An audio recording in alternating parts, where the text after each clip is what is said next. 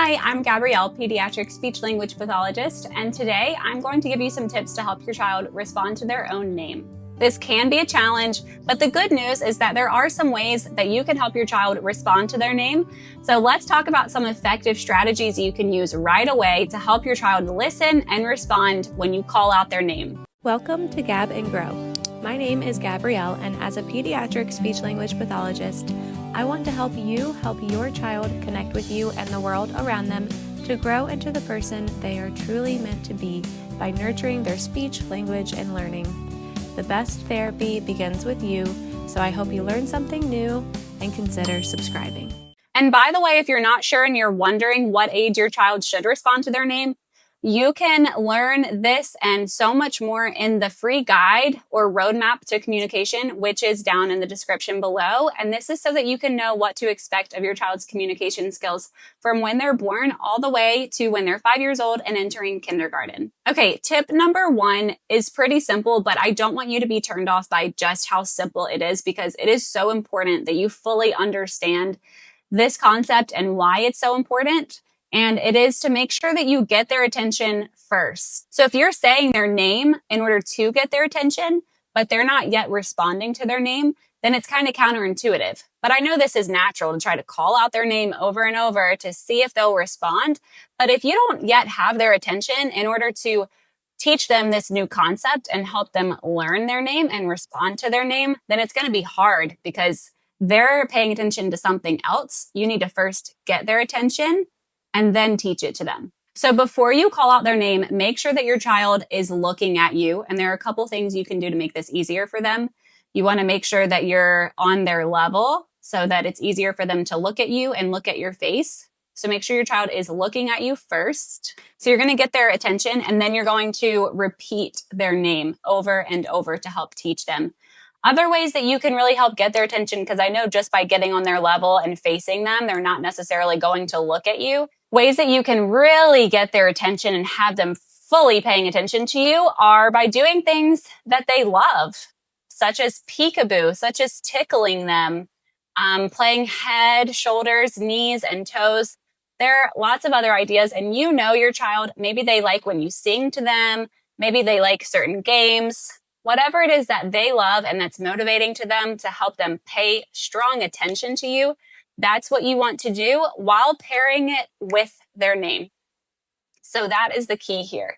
You're going to maybe play peekaboo, Sally, or whatever your child's name is, or you're going to tickle them and just repeat their name over and over. You can sort of turn peekaboo into like a where's the game, where you have something covering your face and you say, where's mama? Or if you're a dad or whoever you are, where's mama? And then take it away and say, here I am, here's mama. And then do the same thing for your child. Where's Sally? Take it away. Here's Sally. Just pairing their attention and the games that they love that get their attention with their name to help them know their name and hear it over and over so that they will start to respond to it. So I hope you can see the difference between this approach and just calling out their name and hoping that they respond to it. Okay, tip number 2, I'm just going to review kind of quickly because it does go hand in hand with number 1. But it's to make sure that the games that you're playing to get their attention or the activities you're doing are the ones that they love the most. So they're going to have this really positive relationship between their name or hearing that word, which is their name over and over, because it's paired with what they love the most. And because of that, it's going to be really naturally rewarding and motivating and fun. And they're going to want to do it over and over again. And when they do this, they're hearing their name. So a way that you can do this practically is, let's say their favorite game is bubbles. So you're going to take the bubbles, you're going to show them the bubbles, and you're going to say, Sally, Sally, bubbles. Sally, you want bubbles. And you're going to blow the bubbles. Say, Sally, pop, pop, pop, pop. Sally, pop, pop, pop. You're going to close it up and you're going to do it over and over again. I know it seems simple, but it's very important. It's very effective. Repeat their name over and over again, pairing it with the things they love the most while you have their attention. And that's the best opportunity for them to learn what their name is. I know that when I'm giving you these examples, it sounds a little bit crazy and silly, but this is the way that you need to say it in order to really get their attention and maximize their attention, make them pay attention to the words that you're saying to make it interesting and motivating for them. Children that do not have a skill do not have it because they need help learning it. And it's not just because they don't want to do it or anything like that, but they really need help learning these things. And the more clear and fun that we can make it for them, the easier it will be for them. So it's really important to make yourself animated and to just try to make it fun for everyone that's involved. But make the words very clear, exaggerate them, repeat their name over and over again to make it easier for them to learn that word. Number 3 might seem pretty obvious to some people, but I think it's worth mentioning. And it's to make sure that you're using their real name or the name that you expect them to respond to. We all love our kids and have cute little names for them. I know I have a million cute little names that I love to call the kids that I work with. But in this case, when we are trying to help them respond to their name, it's really important that we do use their real name, the name we want them to respond to, almost exclusively as that one name to give them the best opportunity to learn their name and learn to respond to it, and make sure that everyone is on board with this. Tip number 4 is to repeat their name in play or in activities and games. You saw me do this in tips number 1 and 2, but it is important that you don't just say their name one time. Sally, you want bubbles? But that you repeat it over and over, and you can even put your little hand on them to show them you're talking about them or point to them and repeat their name over and over so that they can have even more opportunities to learn it. Tip number 5 is to make sure that you're giving your child extra time to respond. So I'm not sure if you would remember this happening, but I think for a lot of us, we can remember a time where we said something to a baby or a young child, and then several seconds later, they responded, whether just smiling or making a sound or clapping their hands.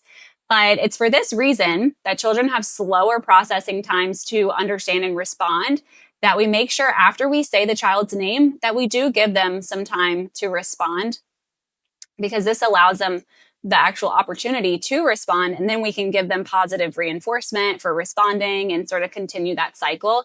But that won't happen unless we give them the extra wait time. So make sure that you're doing that after you say their name. Okay, the next tip is that we're going to use objects to draw the child's attention. What I want you to understand about this is that if you're just saying your child's name and they're not responding, then continuing to do that may not be effective. But instead, if you take objects, especially some of their favorite objects, like their favorite baby doll, for example, and you take it and you show it to them and you even bring it to your face and you pair it with their name, instead of saying, look at me, Sally, look at me, you're going to take that baby and bring it to your face, because that's going to make them want to look at you. You're drawing their attention and you're saying their name, Sally, Sally. So then they start to associate looking at you with the object and hearing their name. They're starting to associate those two things, hearing their name and looking at you. The baby or the favorite object is just used as a mechanism to draw their attention. So do that and combine it with their name. It's just the replacement for saying, look at me. So again, I know I keep repeating myself, but I think it's important to explain it. So if you're saying, look at me, Sally, Sally, look at me, Sally, look at me, and they're not looking at you, instead you take the baby, Sally, Sally, and you go get in their space where they can look at you, Sally, Sally, and they look up at you and they smile because they see their favorite object and they're associating my Southern accent just came out.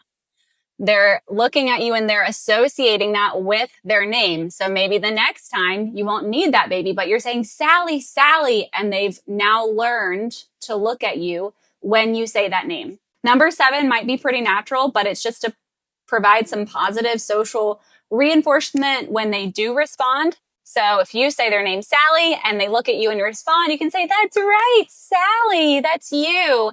And just create a positive environment, give them some positive vibes, when they respond to you, because that just makes them want to do it more and more.